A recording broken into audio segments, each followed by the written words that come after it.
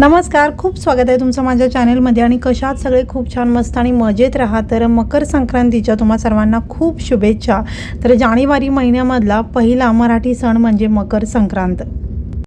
तर मकर संक्रांतीला आपण अशा पद्धतीने सुगड पूजन करतो. तर बऱ्याच ठिकाणी याला सुगड म्हणतात किंवा खण म्हणतात किंवा आमच्याकडे याला बोळकी किंवा लोटकी पूजन म्हणतात. तर भोगीच्या दिवशी आपण अशा पद्धतीने ही पूजा करतो.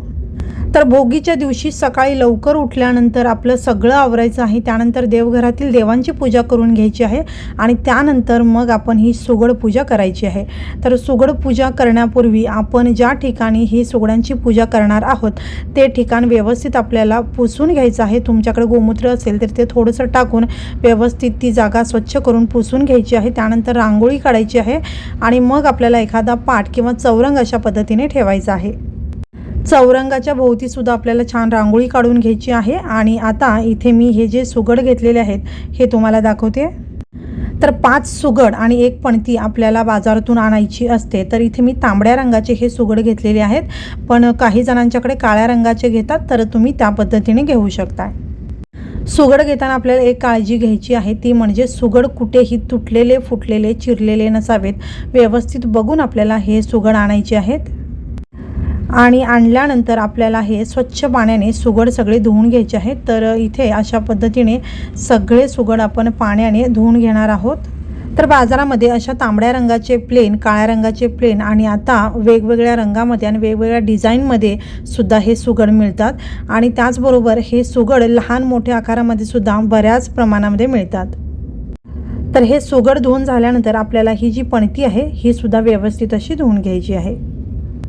सुगड धुतलेलं पाणी आपण झाडाला घालू शकतो. हे आता बाजूला ठेवूयात आणि हे सुगडसुद्धा मी आता बाजूला ठेवते आणि आता आपण पूजेला सुरुवात करूयात. तर सगळ्यात आधी आपण जो काही पाट किंवा चौरंग घेतलेला आहे त्याच्यावरती आपल्याला एखादं वस्त्र अंथरायचं आहे. तर तुम्ही इथे कुठल्याही रंगाचं वस्त्र अंथरू शकताय. तर सगळ्यात आधी आपण दिव्याची पूजा करणार आहोत. तर इथे तुम्ही तेलाचा किंवा तुपाचा कुठलाही दिवा लावू शकताय. तर अशा पद्धतीने आपल्याला दिवा लावून घ्यायचा आहे आणि दिव्याला हळदी कुंकू व्हायचं आहे. त्यानंतर अक्षदा व्हायच्या आहेत. यानंतर आपल्याला दिव्याला फूलसुद्धा व्हायचं आहे आणि त्यानंतर आपण दिव्याला नमस्कार करून घेणार आहोत आणि मगच पूजेला सुरुवात करणार आहोत.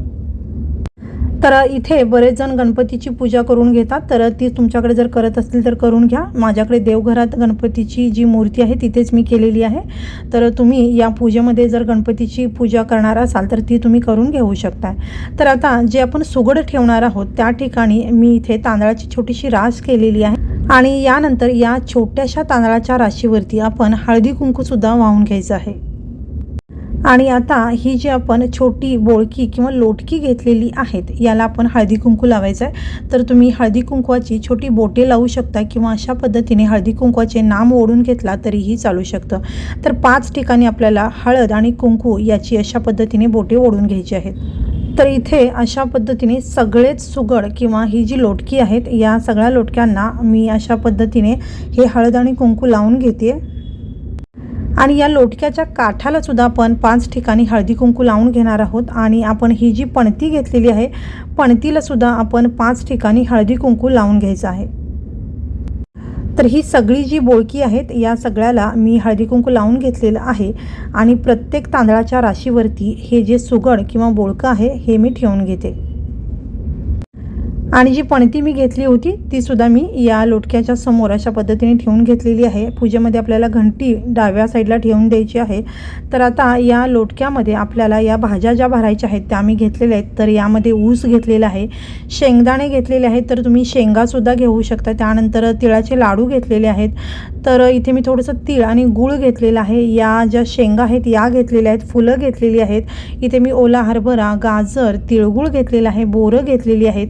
इथे मी मटार घेतलेले आहेत. मटारच्या शेंगा आपल्याला घ्यायच्या आहेत, तर माझ्याकडे नव्हत्या, आम्ही तात्पुरते इथे मटार घेतलेले आहेत.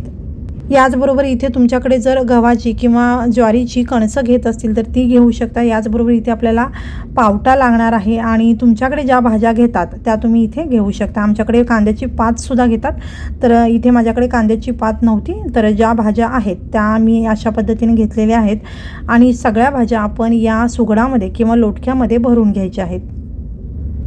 तर तुमच्याकडे ज्या भाज्या घेतल्या जातात किंवा ज्या उपलब्ध असतात त्या तुम्ही इथे भाज्या घेऊ शकताय. तर इथे आमच्या भागात ज्या भाज्या घेतात त्या आम्ही घेतलेल्या आहेत. तर अशा पद्धतीने सगळ्या ज्या भाज्या किंवा जे आपण जिन्नस घेतलेले आहेत ते थोडं थोडं या लोटक्यामध्ये आपल्याला भरून घ्यायचं आहे. तर बरेच जण यामध्ये वांगंसुद्धा बारीक काप करून भरतात. तर तुमच्याकडे जी पद्धत आहे त्या पद्धतीने तुम्ही या भाज्या या लोटक्यामध्ये भरून घेऊ शकता. तर आमच्याकडे विड्याची पद्धत नाही आहे, पण तुमच्याकडे जर विडे दिले जात असतील तर विड्यांचीसुद्धा आपल्याला या ठिकाणी पूजा करून घ्यायची आहे. तर अशा पद्धतीने ज्या मी भाज्या घेतल्या होत्या त्या सगळ्या घातलेल्या आहेत. त्यानंतर आपल्याला यामध्ये थोडे थोडे तिळगुळसुद्धा यामध्ये घालायचे आहेत. याचबरोबर इथे मी तीळ आणि गूळ घेतलेला आहे. तर थोडे थोडेसे तीळ मी या लोटक्यामध्ये टाकते आहे आणि यानंतर गुळाचे अगदी छोटे छोटे तुकडे करून यामध्ये आपल्याला घालायचे आहेत. तर आमच्याकडे हे जे सुगड किंवा ही लोटकी आहेत अशाच पद्धतीने भरली जातात, पण बऱ्याच जणांच्याकडे ही झाकली जातात. तर तुमच्याकडे जशी पद्धत आहे त्या पद्धतीने तुम्ही हे करू शकताय. तर आमच्याकडे जी पद्धत आहे ती मी तुम्हाला दाखवलेली आहे.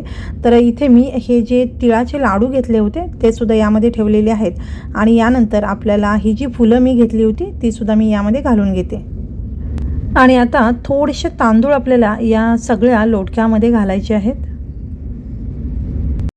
तर आता या पणतीमध्ये बरेच जण कुंकू मिक्स केलेलं तीळ घालतात, काही जण कुंकू आणि हळद घालतात, काही जण तांदूळ घालतात, काही जण सुगडामध्ये ज्या भाज्या भरलेल्या आहेत त्या भाज्या घालतात. तर तुमच्याकडे जे काही या पणतीमध्ये भरतात त्या पद्धतीने तुम्ही ही पणती भरू शकताय.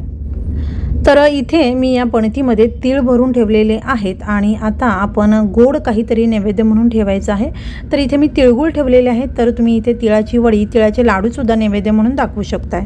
तर ही संपूर्ण पूजा करून झाल्यानंतर आपण या दिवशी जी बाजरीची भाकरी, मिक्स भाजी आणि जो राळ्याचा भात वगैरे बनवतो त्या सगळ्याचा नैवेद्य आपण या सुगडाला दाखवायचा आहे. तर आता आपण या सुगडाला हळदी कुंकू वाहून घेणार आहोत आणि अक्षतासुद्धा व्हायच्या आहेत आणि यानंतर आपण धूप दीप दाखवणार आहोत आणि अशा पद्धतीने आपण ही साधी सोपी सुगडाची पूजा करून घ्यायची आहे. तर अशा पद्धतीने ही माझी सुगड पूजा झालेली आहे. तर अगदी साध्या सोप्या पद्धतीने ही मी पूजा केलेली आहे. तर आमच्याकडे अशाच पद्धतीने ही पूजा करतात. तर अगदी झटपट होणारी आणि अगदी साध्या सोप्या पद्धतीने ही मी तुम्हाला सुगड पूजा कशी करायची दाखवलेली आहे. अगदी पटकन होते आणि अतिशय सुंदर अशी ही सुगड पूजा झालेली आहे. तर महाराष्ट्रातील बऱ्याच भागांमध्ये ही सुगड पूजा अगदी वेगवेगळ्या पद्धतीने केली जाते. तर आमच्या भागात ही अशा पद्धतीने केली जाते ही मी तुम्हाला दाखवलेली आहे. तर तुम्हाला ही सुगड पूजा कशी वाटली मला कमेंट करून सांगा आणि तुमच्याकडे ही सुगड पूजा कशा पद्धतीने करतात हेही मला कमेंट करून सांगा. आणि तुम्हाला जर हा व्हिडिओ आवडला असेल तर व्हिडिओला लाईक करा, शेअर करा आणि चॅनलला सबस्क्राईब जरूर करा. तर पुन्हा भेटूया परत एका नवीन व्हिडिओमध्ये. तोपर्यंत नमस्कार.